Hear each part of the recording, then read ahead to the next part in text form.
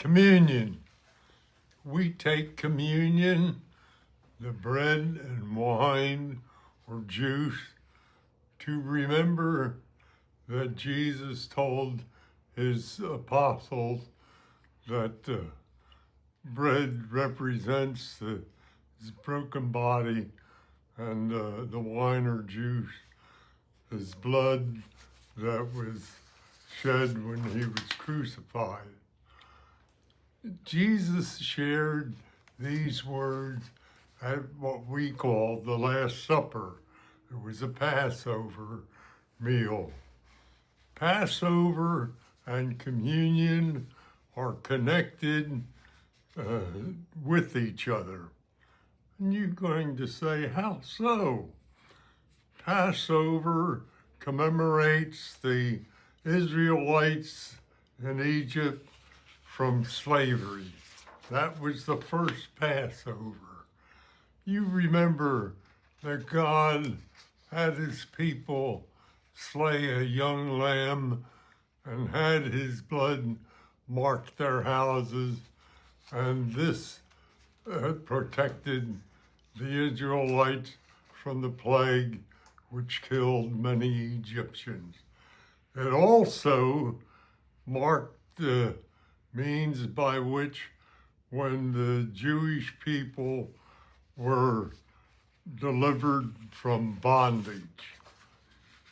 The Last Supper, also Passover, was the means for Jesus to tell his apostles that his soon-to-be death and resurrection would be the means that his broken body, the bread, and shed blood, the wine or juice, would save believers and them from sin and death. So we must think of Jesus as the Passover lamb. Do you see the connection between the first Passover in Egypt and the Passover or Last Supper, and then the crucifixion of Jesus as the Passover lamb? Understanding the relationship between each Passover and when we take communion increases our faith in Jesus and spiritual heritage.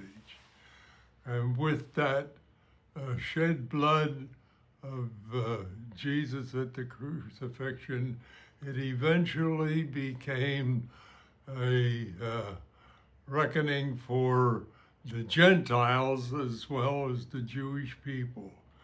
Yes, tying the two Passovers together in our mind offers us hope and forgiveness of sins and eternal life in heaven. What a blessing. God bless you and have a good week.